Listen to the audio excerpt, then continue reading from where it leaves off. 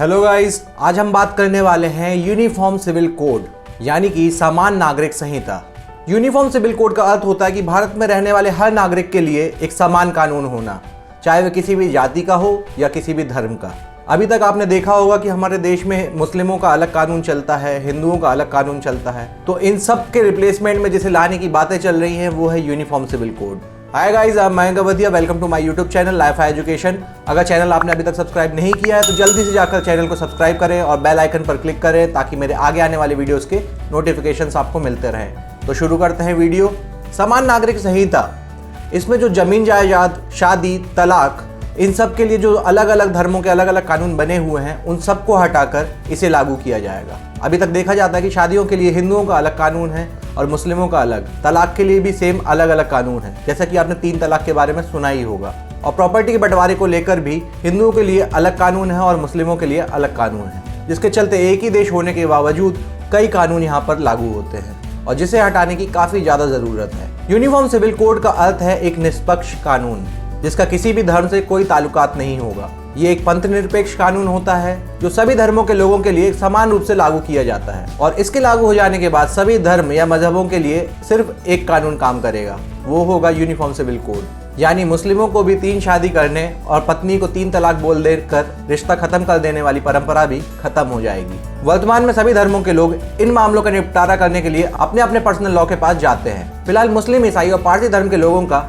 अपना personal law है, जबकि हिंदू सिविल लॉ के तहत हिंदू, सिख, बुद्ध और जैन धर्म के लोग आते हैं। संविधान में समान नागरिक संहिता को लागू करना आर्टिकल 44 के तहत राज्यों की जिम्मेदारी बताई गई है और इसी कारण से अभी तक पूरे देश में लागू नहीं हो पाया और काफी समय से इस मुद्दे को लेकर बड़ी बहस चलती आ रही है। क्या आप जानते हैं कि भारत में एक ऐसा भी राज्य है जिसने काफी पहले इसको लागू कर दिया था? जी हाँ, वो राज्य है गोवा। भारत में गोवा एकमात्र ऐसा राज्य है जहाँ समान नागरिक संहिता और विशेष विवाह अधिनियम 1954 में ही लागू हो गया था, जो कि नागरिकों को किसी विशेष धार्मिक कानून के बाहर भी शादी करने की आज़ादी देता है। आज़ादी के बाद ही गोवा ने पुर्तगाली नागरिक संहिता को अपना लिया था, जिसके कारण गोवा में सभी नागरिकों के लिए समान नागरिक संहिता लागू है। अब हम जानेंगे कि क्या है हिंदू सिविल कोड। भारत में हिंदुओं के लिए हिंदू कोड लाया गया, जिसके बाद पूरे देश में इसका विरोध होने के बाद इसे 4 हिस्सों में बांट दिया गया। तत्कालीन प्रधानमंत्री पंडित जवाहरलाल नेहरू जी ने इसे Hindu succession act, Hindu marriage act, Hindu adoption and maintenance act और Hindu minorities and guardianship act में बांट दिया।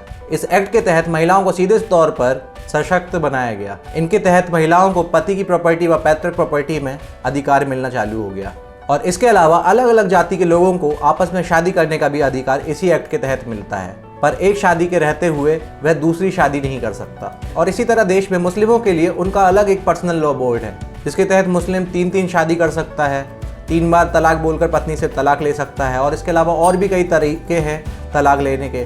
साथ ही साथ अगर वो अपनी पत्नी को तलाक दे देता है और उसे दोबारा से उसी महिला के साथ शादी करनी है तो पहले उस महिला की दूसरे के साथ शादी करानी पड़ेगी।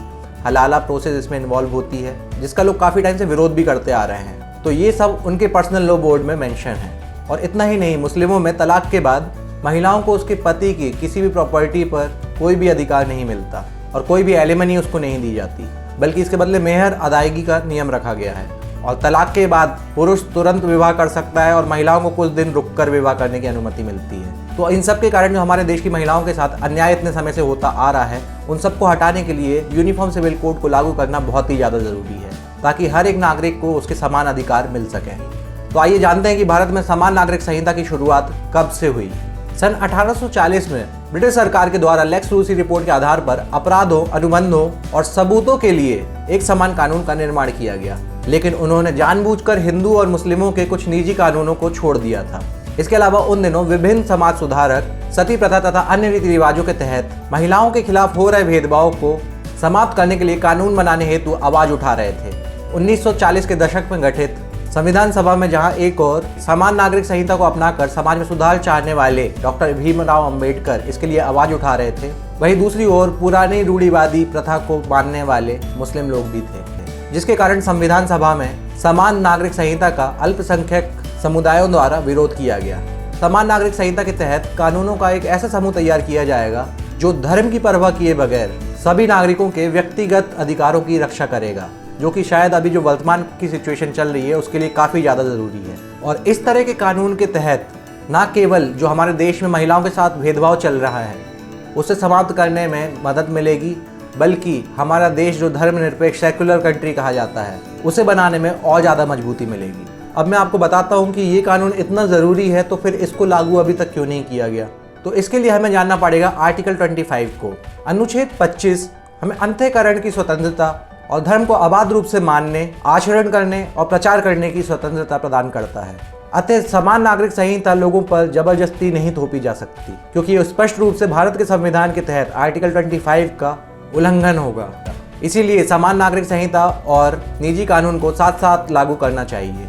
वास्तव में समान नागरिक संहिता में मौजूदा व्यक्तिगत कानूनों के आधुनिक और प्रगतिशील पहलुओं का समावेश किया गया है, जिन्हें आसानी से नजरअंदाज नहीं किया जा सकता। वर्तमान में हमारे देश में इस कानून का काफ़ी ज़्यादा विरोध भी हो रहा है। विरोधियों का मानना है कि सरकार इस कानून को लागू करके पूरे देश में हिंदुओं का कानून लागू करना चाहती है, जिसके चलते काफ़ी लंबे समय से इस टॉपिक पर बहुत बहस चलती आ रही है। पर मैं आपको बता दूं, बहुत से ऐसे भी देश हैं जो ऑलरेडी इस कानून को लागू कर चुके हैं, जैसे Pakistan, Turkey, Malaysia, Bangladesh, Indonesia और इजिप्ट जैसे कई ऐसे देश हैं जो इस कानून को ऑलरेडी लागू कर चुके हैं। इसमें आप देख रहे होंगे मोस्टली इस्लामिक कंट्रीज़ है, पर जब हमारे सेकुलर कंट्री में इसको लागू करने की बात आती है तो इसका विरोध स्टार्ट हो जाता है।